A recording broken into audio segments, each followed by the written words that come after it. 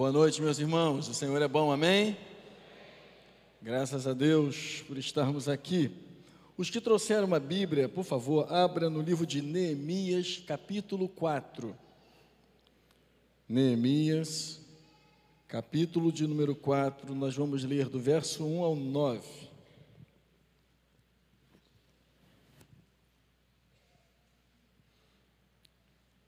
Eu quero falar nessa noite sobre unidade, estilo de vida. Neemias capítulo 4. Achou aí? Não é um livro que a gente usa muito, mas é bom a gente começar a utilizar uns livros diferentes, né? Sofonias, Abacuque, a gente não lê, Zacarias, Ageu, a gente não utiliza muito esses livros. Acharam aí? Amém? Todo mundo achou? Tendo Sabalate ouvido que edificávamos o muro, ardeu em ira e se inclinou muito e escarneceu dos judeus. Então falou na presença de seus irmãos e do exército de Samaria e disse: que fazem estes fracos judeus? Permite-se-lhe isso? Sacrificarão? Darão cabo da obra num só dia? Renascerão acaso dos montões de pó as pedras que foram queimadas? Estava com ele Tobias, o amonita, e disse: ainda que edifiquem, vindo uma raposa derribará o seu muro de pedra. Ouve, ó nosso Deus, pois estamos sendo desprezados. Caia o seu opróbrio sobre a cabeça deles, e faze que sejam despojos numa terra de cativeiro. Não lhes encubras a iniquidade, e não se risque de diante de ti o seu pecado, pois te provocaram a ira na presença dos que a edificavam. Assim, edificamos o muro, e todo o muro se fechou até a metade de sua altura, porque o povo tinha ânimo para trabalhar. Mas, ouvindo Sambalate, Tobias, os arábios, os amonitas e os asdoditas, que a reparação dos muros de Jerusalém ia avante, e que já se começavam a fechar-lhe as brechas, ficaram sobremodo irados. Ajuntaram-se todos de comum acordo para virem atacar Jerusalém e suscitar confusão ali. Porém, nós oramos ao nosso Deus, e como proteção pusemos guarda contra eles de dia e de noite. Amém? Vamos orar. Deus e Pai, é muito bom estarmos aqui nessa noite, na sua casa, mais uma vez, para te engrandecer, para cantar louvores, para te glorificar, mas também é bom poder estar aqui para ouvir a sua voz. Fala conosco, Pai. Saímos do nosso trabalho, da nossa casa, porque desejamos ouvir a Tua palavra, desejamos ouvir a Tua voz, que ela possa, esta palavra santa, cair numa terra fértil e produzir os frutos necessários. Nós queremos esponjar a Sua palavra, absorver a Sua palavra nessa noite. Fala com a gente, Pai. Nós te pedimos isso, ó Deus, em nome de Jesus, e que o povo do Senhor diga amém. Amém. Unidade não precisa ser apenas algo que a gente fale, mas unidade precisa ser um estilo de vida. A verdade é que a igreja, nós como igreja, povo de Deus, nós precisamos ser marcados pela unidade. Certamente você já ouviu falar que ninguém é uma ilha. Ninguém é uma ilha. Mas muitas vezes nós parecemos que somos. E aí eu quero ler um livro, uma parte do livro do Bispo Tito, que tem como título Senhor, ensina-me a amar. Ele diz assim: o grande místico e contemplativo Thomas Merton tornou-se conhecido pelo livro no qual defende a tese de que o homem algum é uma ilha. Isto porque, sendo criatura de Deus, foi o homem destinado a viver em comunhão com o seu Criador, como também com os seus semelhantes. Mas, como afirmou João Morana em seu livro Paz pela Oração, esta tese é válida em certo sentido, em outro não, pois na profundidade mais abissal do seu ser, todo homem é uma ilha, inabordável, inatingível, indevassável. Quantos conflitos, quantas ondas batem nesta ilha interior, perdida no oceano da nossa mente. Ilha de segredos, esconderijos, grutas escuras que nunca viram a luz. Sim, nesse sentido, todos somos uma ilha que precisa ser conquistada. Criar um acesso até ela tem sido o nosso desejo.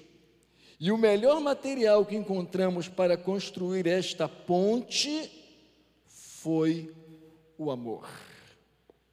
A minha pergunta, depois dessa leitura, é a seguinte: nós precisamos aprender a amar para nos unir, ou precisamos aprender a nos unir para amar?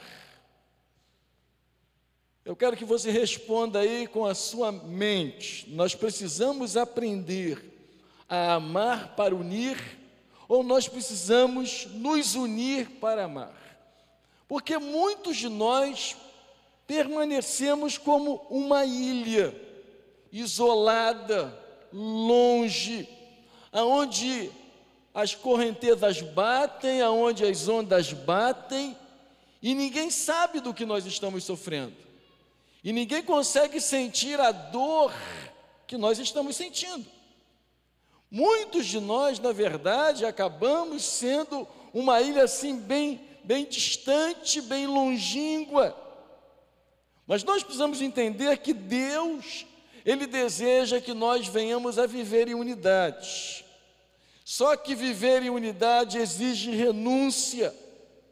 Qualquer grupo, qualquer um, seja um grupo do trabalho, seja um grupo familiar, qualquer grupo sem unidade é um grupo vulnerável. E a unidade, então, passa a ser um grande desafio para nós. Viver em unidade no meio da família, viver em unidade no meio da igreja, passa a ser um desafio para mim e para você.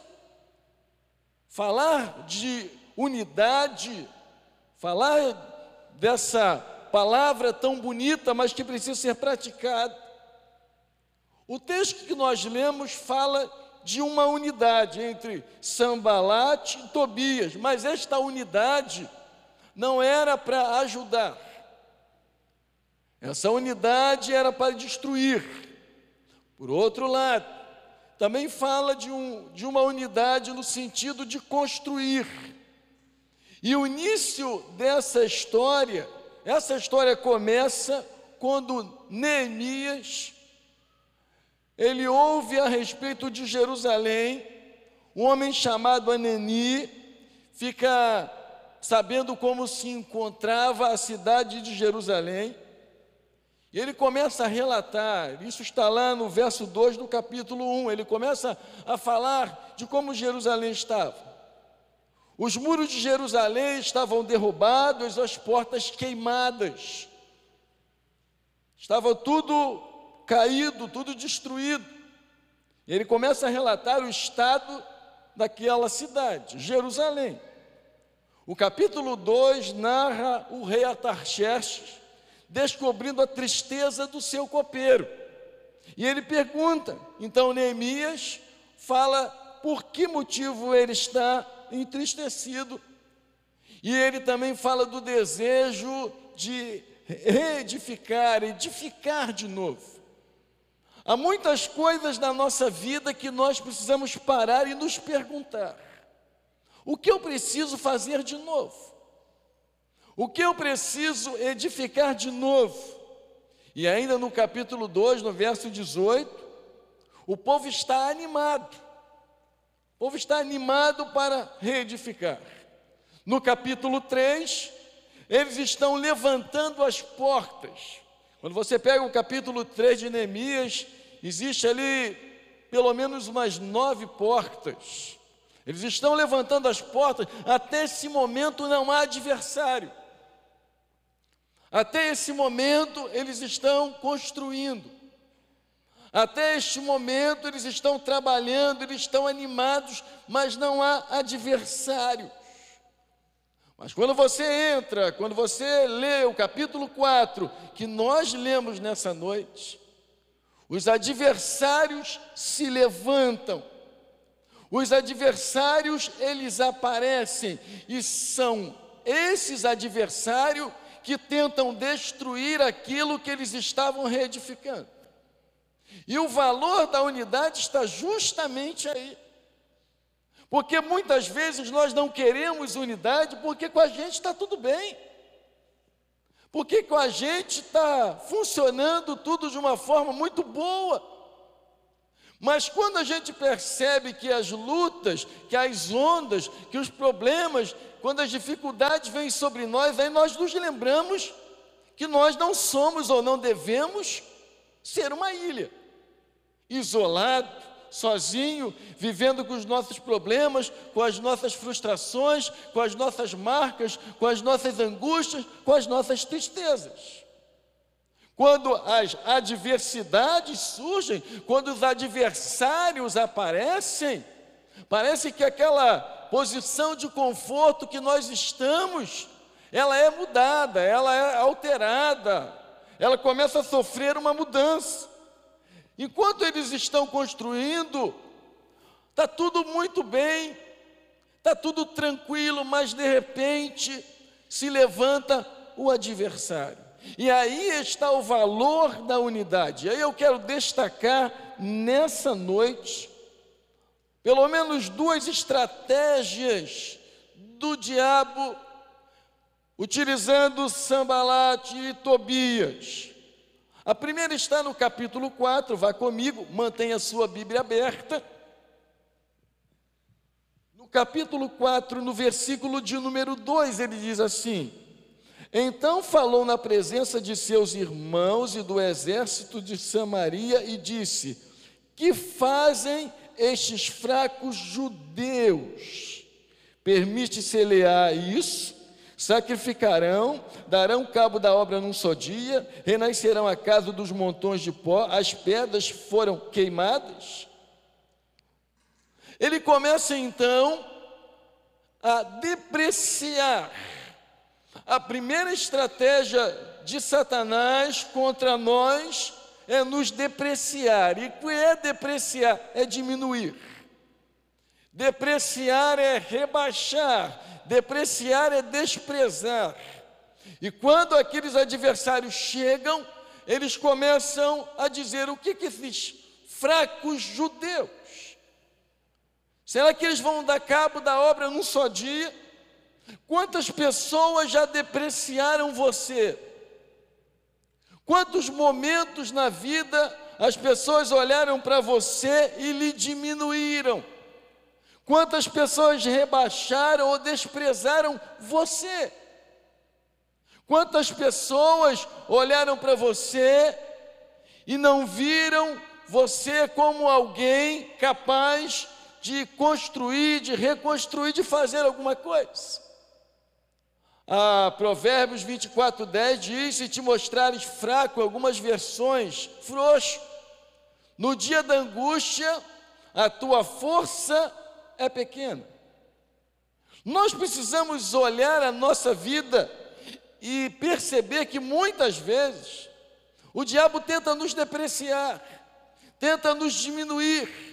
Na verdade, diante de Deus, eu e você não somos nada, isso é verdade. Diante do Deus Todo-Poderoso nós não somos nada, Mas diante de Satanás, nós temos autoridade no nome de Jesus para ordenar, para vencê-lo, para que o nome do Senhor seja glorificado. Mas quantas vezes você olha para você? Quantas vezes você, como esta ilha, escondida, bem distante, onde não chega ninguém, onde ninguém aparece, e muitas vezes, ao invés de nós fazermos ponte, nós estamos fazendo muros.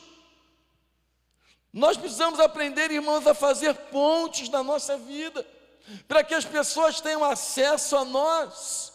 Mas muitas vezes nós fazemos muros, nós fazemos barreiras, para que as pessoas não tenham acesso aos nossos sentimentos, às nossas dores, às nossas frustrações. E aí, quando se levantam os problemas, quando se levantam as dificuldades, nós absorvemos uma voz que não deveríamos absorver. Nós começamos a olhar para dentro de nós e dizer: é verdade, que valor eu tenho? Nós começamos a absorver esta palavra que vem nos depreciar, vem nos diminuir, vem tirar de nós o valor que Deus nos deu. Você é a raça eleita, nação santa, povo, exclusividade de Deus. Mesmo você estando com as suas dificuldades, com as suas falhas, Deus escolheu você para que você tenha autoridade no nome dEle. Jesus escolheu você para que você seja um vencedor. Jesus escolheu você para te colocar por cabeça e não por cauda, sempre em cima e nunca embaixo.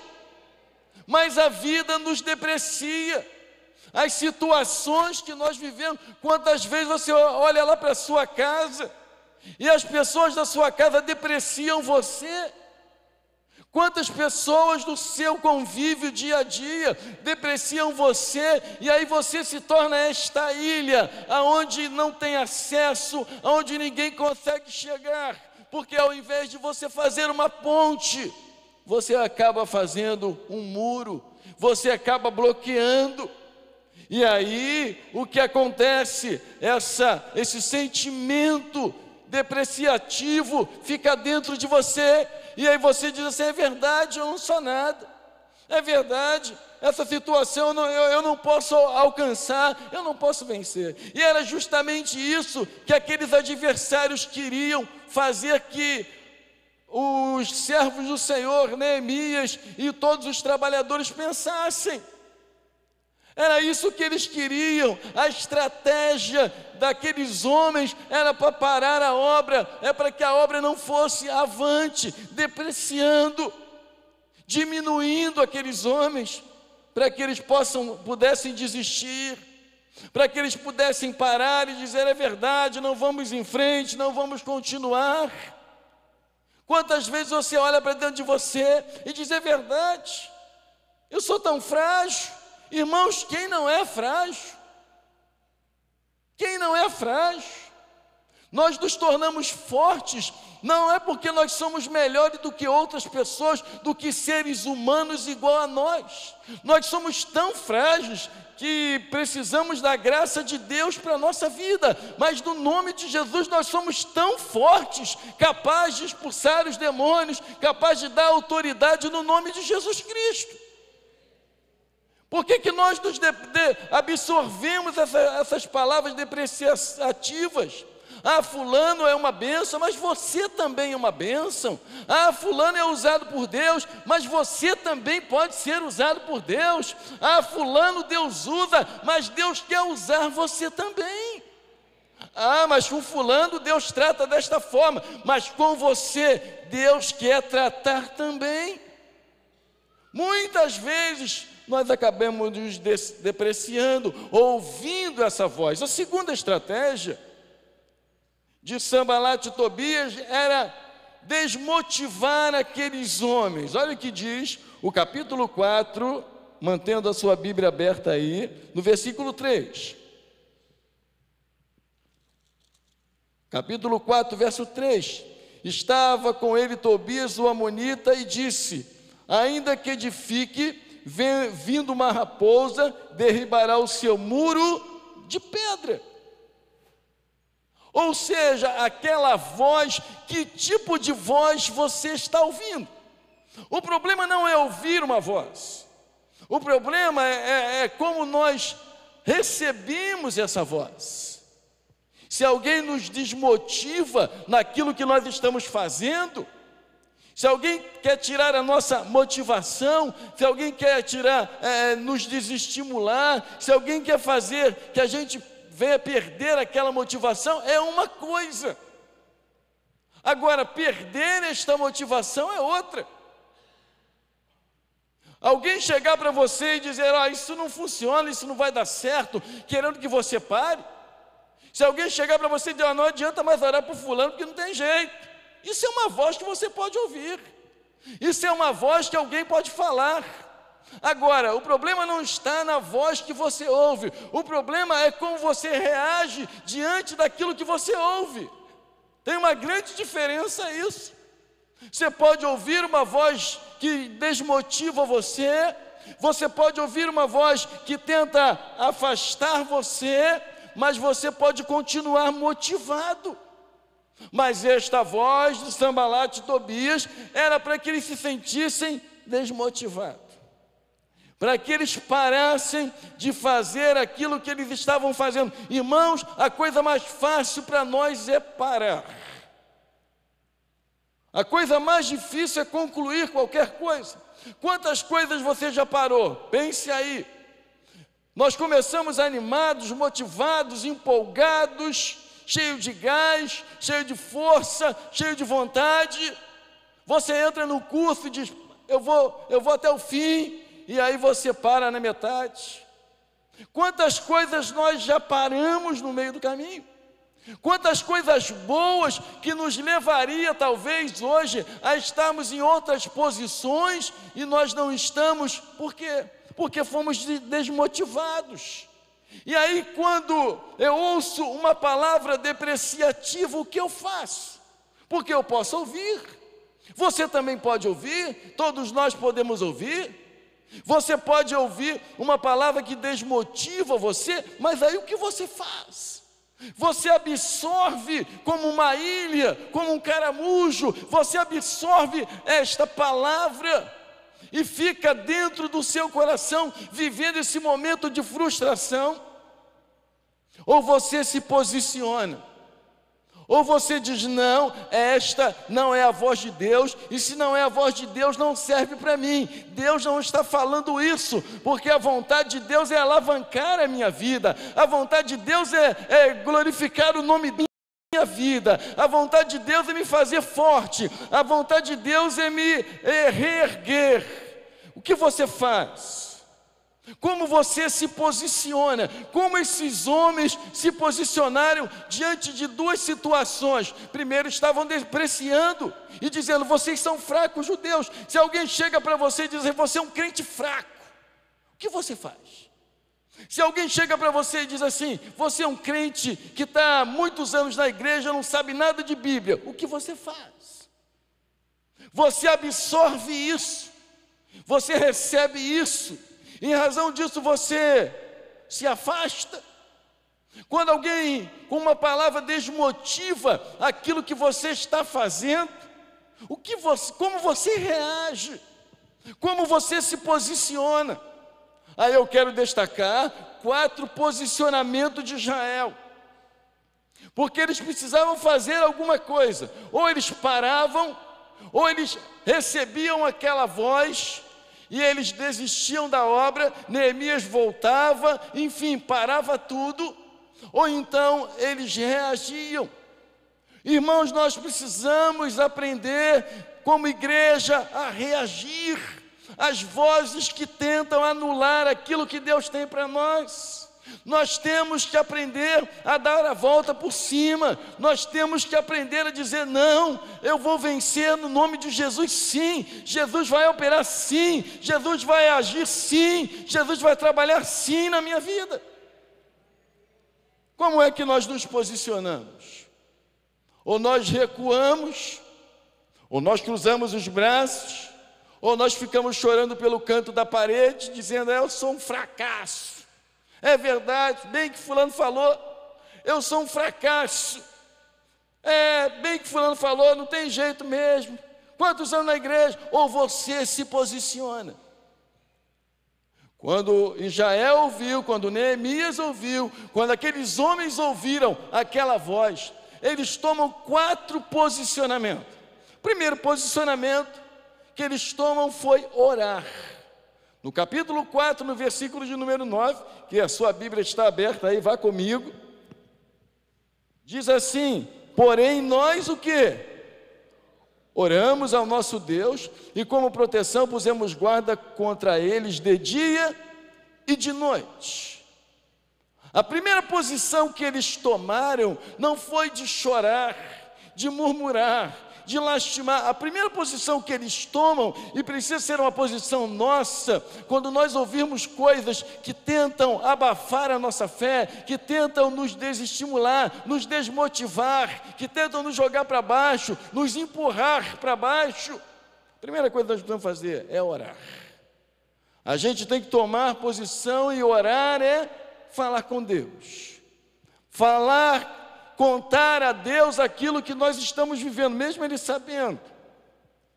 Nós não podemos receber essas vozes e ficarmos entristecidos, angustiados e não fazermos mais o que nós estávamos fazendo. Porque eles não pararam de fazer o que eles estavam fazendo por terem ouvido aquela voz. Eles não desistiram de fazer o que estavam acostumados a fazer, porque ouviram aquela voz. Mas eles continuaram fazendo, porque foi Deus que os chamou para fazer aquela obra. Quando você ouvir vozes assim, em primeiro lugar você ore. O segundo posicionamento que eles criaram foi vigilância. Eles começaram a colocar os guardas para que pudessem vigiar. Nós precisamos aprender a vigiar, irmãos. Aquilo que nós falamos, com quem falamos e o que falamos. Às vezes nós falamos coisas que não deveríamos falar, falamos coisas com quem nós não deveríamos falar. Muitas vezes nós precisamos aprender a vigiar. Eu já disse aqui em uma das mensagens que preguei, o lema daqueles homens da Segunda Guerra Mundial, dos soldados. Certa coruja no alto carvalho morava. Quanto mais a coruja via, menos a coruja falava.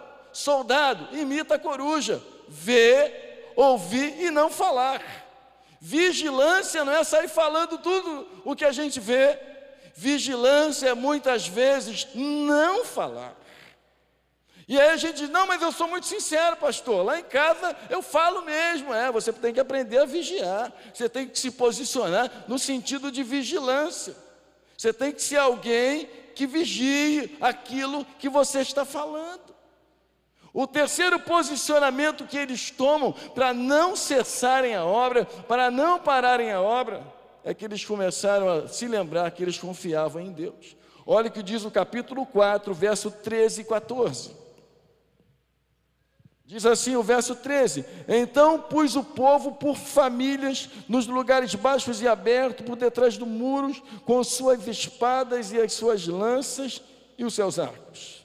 Inspecionei, dispus-me e disse aos nobres, aos magistrados e ao resto do povo: o quê? Não temais, lembrai-vos do Senhor, grande e temível, e pelejai pelos vossos irmãos, vossos filhos, vossas filhas, vossas mulheres e vossa casa.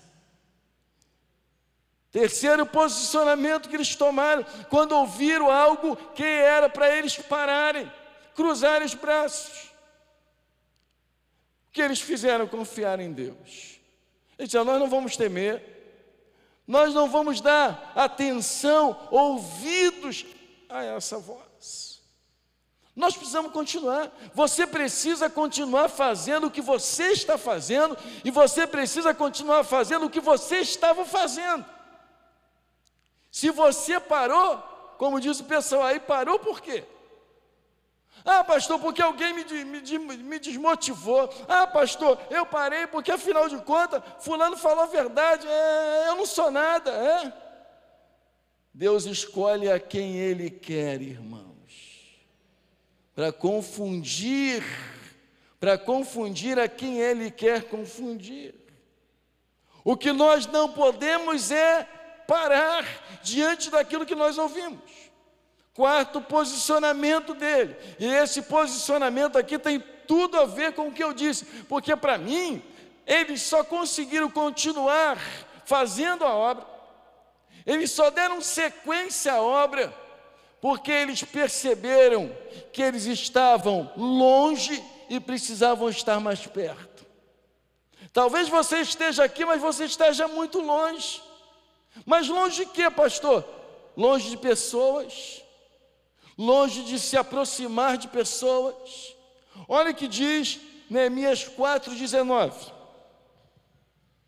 Diz assim: disse eu aos nobres, aos magistrados e ao resto do povo: grande e extensa é a obra, e nós estamos no muro muito separados, longe um dos outros.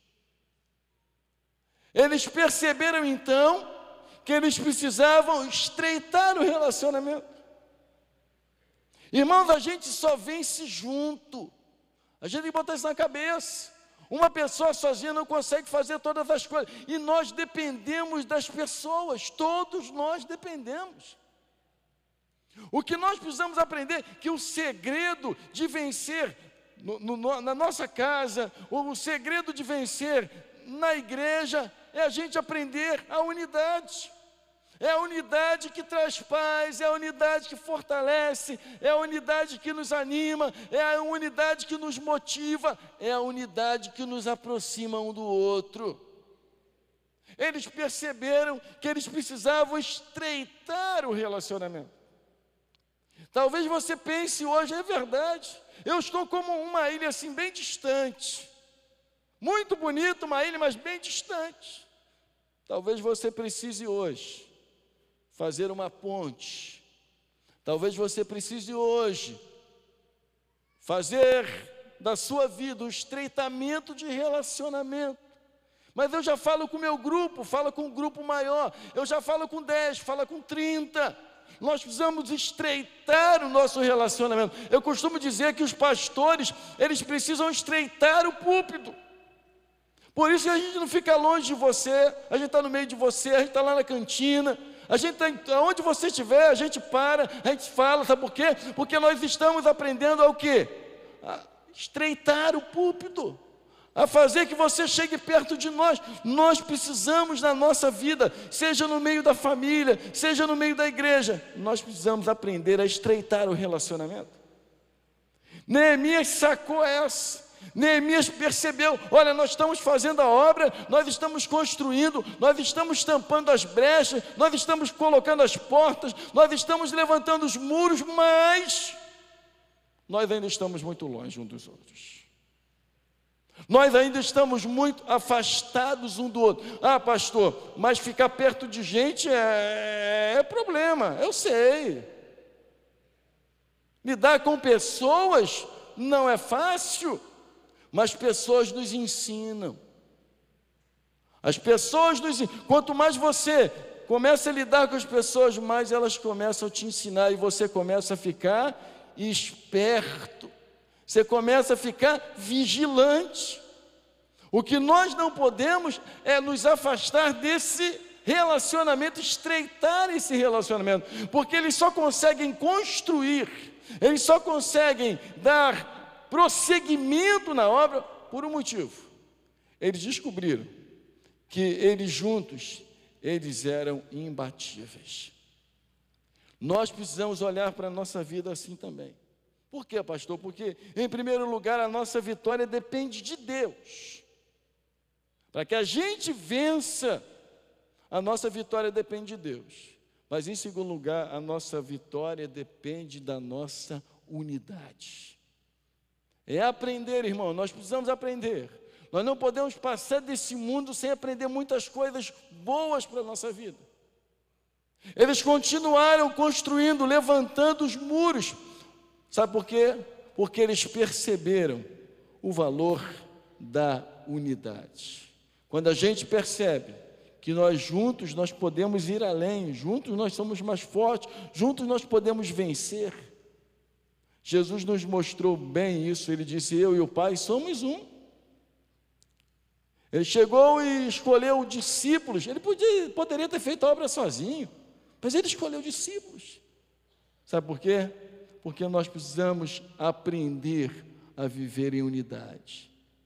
Aprender a viver em unidade traz benefícios para nós.